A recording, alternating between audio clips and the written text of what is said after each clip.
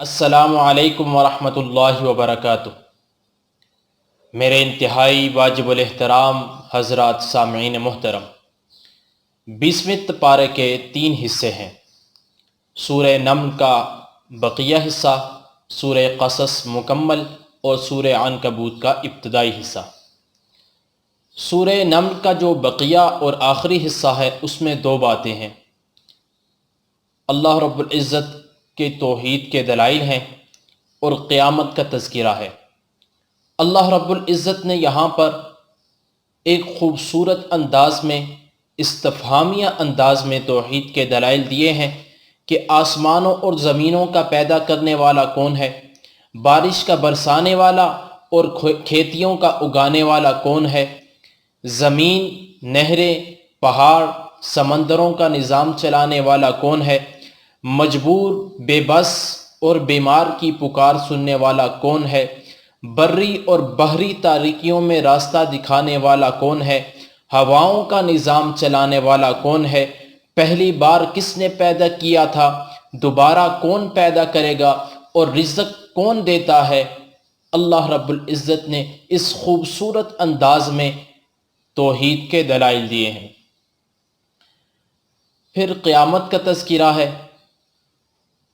قیامت کے روز سور پھونکا جائے گا، یہ پہاڑ بادلوں کی طرح ہوا میں اڑ رہے ہوں گے، لوگ جمع کیے جائیں گے، اور دنیا میں جس نے نیکی کی اس کی نیکی اسی کے کام آئے گی، دنیا میں جس نے برائی کی، گناہ کیے، وہ اسی کے کام آئیں گے، اور جس نے نیکی کی آخرت میں اس کا ٹھکانہ اچھا ہے، جنت کی نعمتوں سے نوازا جائے گا، اور جس نے گناہ کیے اور برے کام کیے تو اس کا ٹھکانہ برا ہے اور اس کو عذاب میں مبتلا کیا جائے گا۔ سورہ نمل کے آخر میں یہ بتلایا جا رہا ہے کہ آپ علیہ السلام مکہ سے ہجرت کر کے مدینہ جا رہے ہیں، تو جس اللہ نے آپ کو قرآن کریم عطا کیا ہے، آپ پر قرآن نازل کیا ہے، وہی اللہ آپ کو دوبارہ مکہ بھی لائے گا، اور آپ علیہ السلام کے ساتھ یہ کیا گیا وعدہ پورا ہوا، اور آپ علیہ السلام فاتح بن کے دوبارہ مکہ میں آئے۔ پھر سورہ قصص ہے۔ سورہ قصص مکی صورت ہے، 88 آیات ہیں، 9 رکوع ہیں۔ سورہ قصص میں 2 باتیں ہیں۔ حضرت موسیٰ علیہ السلام کا اور فرعون کا واقعہ تفصیل کے ساتھ ہے۔ حضرت موسیٰ علیہ السلام اور قارون کا واقعہ ہے۔ سورہ قصص کے آغاز میں قرآن کی حقانیت اور قرآن کی عظمت کو بیان کیا ہے۔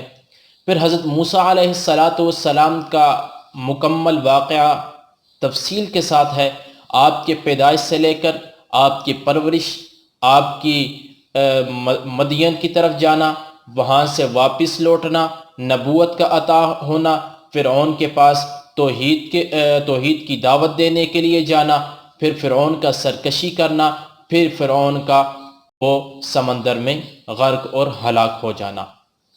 یہ مکمل تفصیل یہاں پر سورہ قصص میں ہے۔ اور پھر حضرت موسیٰ علیہ السلام اور قارون کا واقعہ ہے۔ قارون ایک مالدار شخص تھا، غرور اور تکبر والا شخص تھا، جس کا سرمایہ اتنا تھا کہ اونٹوں کے ریوڑ پر اس کے خزانے کی چابیاں لادی جاتی تھیں، اتنا خزانہ تھا اس کے پاس، آج کے مالداروں سے زیادہ وہ مالدار تھا۔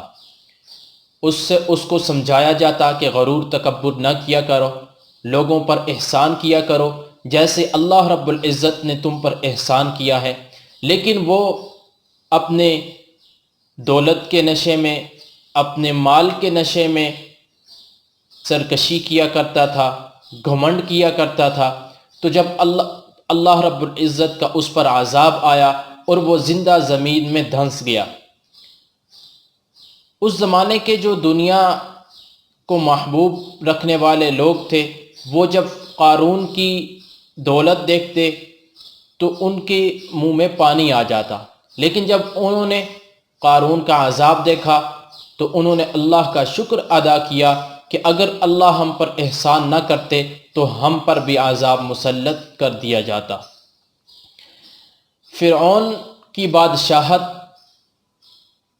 اور قارون کی مالداری کو دیکھ کر اور ان کے ختم ہونے، مٹی میں ملنے کو دیکھ کر یہ بات ہمیں معلوم ہوتی ہے کہ اللہ کے سوا ہر شے فنا ہونے والی ہے۔ پھر سورہ عنکبوت ہے۔ عنکبوت مکڑی کو کہتے ہیں۔ یہاں چونکہ مشرکین کے بتوں کو مکڑی کے جالے کے ساتھ تشبیہ دی، اسی وجہ سے اس سورت کو سورہ عنکبوت کہتے ہیں۔ سورہ عنکبوت مکی سورت ہے، 69 آیات ہیں، 7 رکوع ہیں۔ سورہ عنکبوت کے اس حصے میں جو 20ویں پارے میں ہے، 3 باتیں ہیں: توحید ہے، رسالت ہے اور قیامت کا تذکرہ ہے۔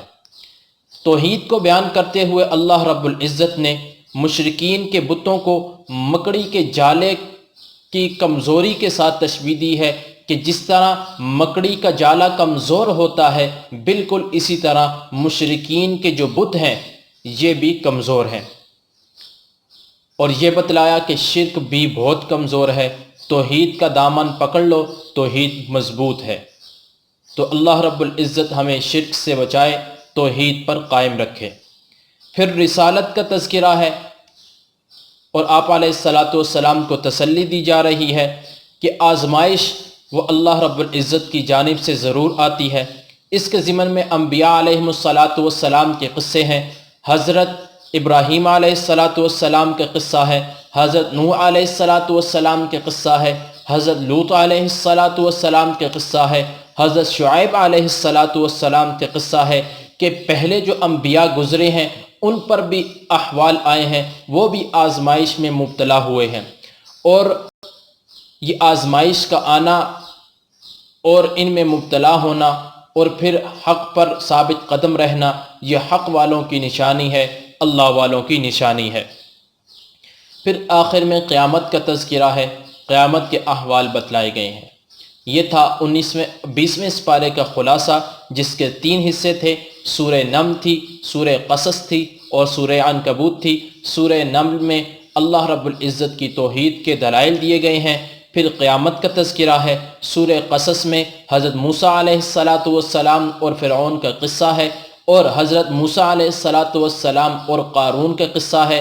اللہ رب العزت ہمیں جو کچھ کہا گیا، سنا گیا، اس پر عمل کرنے کی توفیق عطا فرمائے۔ اللہ رب العزت ہمیں اہل حق کا ساتھ دینے کی اور اہل باطل کا مقابلہ کرنے کی توفیق عطا فرمائے۔ اللہ رب العزت ہمیں عقیدہ اعمال کے مطابق اعمال اور عقیدہ درست کرنے کی توفیق عطا فرمائے۔ وآخر دعوانا ان الحمد للہ